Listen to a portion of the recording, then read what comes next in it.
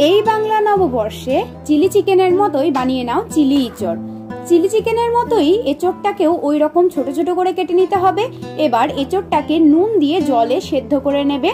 এটা কুকারেও করে নিতে পারো, কয়েকটা সিটি দিয়ে দেবে তাহলেই হয়ে যাবে, কিন্তু 90% মতো সেদ্ধ করতে হবে। এঁচড়গুলো তুলে নিয়ে কিছুক্ষণ ঠান্ডা জলে রেখে দেবে।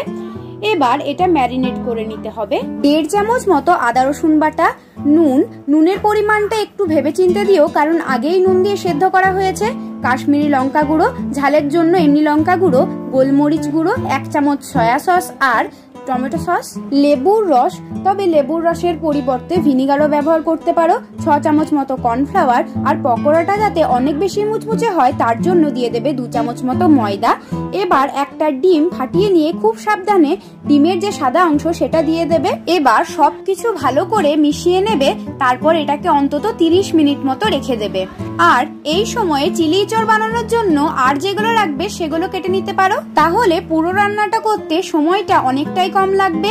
এবার 30 মিনিট পরে পকোড়াগুলোকে ভেজে নিতে হবে। যেহেতু ইঁচড়টা আগে থেকে সেদ্ধ করা আছে সেই কারণে এর বাইরের কোটিংটা ভাজা হলেই হবে, আর এটাকে হাই ফ্লেমে ভাজবে, তাহলে তেলটাও কম টানবে।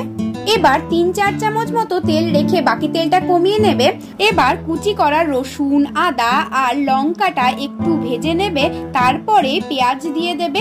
পেঁয়াজটাকেও কয়েক সেকেন্ড মতো ভেজে নিয়ে ক্যাপসিকাম দিয়ে দেবে, আর সাথে দিয়ে দেবে একটু নুন। তাহলে কি হবে, ক্যাপসিকামটা একটু তাড়াতাড়ি নরম হয়ে যাবে, বেশি সময় লাগবে না। এগুলোকে মোটামুটি 5 থেকে 6 মিনিট মতো ভেজে নেবে।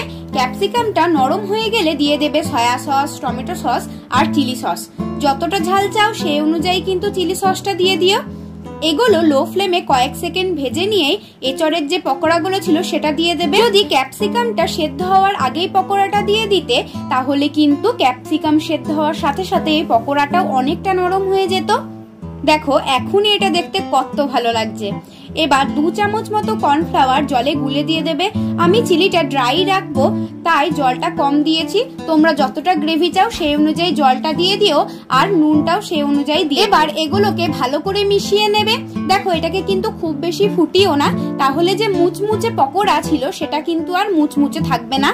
এবার আর কিছুই না, ওপর থেকে কুচি করা ধনে পাতা আর কিছুটা লঙ্কা কুচি দিয়ে এটাকে সার্ভ করে ফেলো।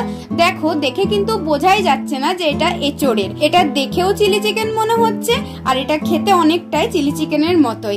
এখন যেহেতু এঁচড়েরই সময়, তাই এই রেসিপিটা অবশ্যই একদিন ট্রাই করো। দেখো ভেতরটা কতটা জুসি হয়েছে।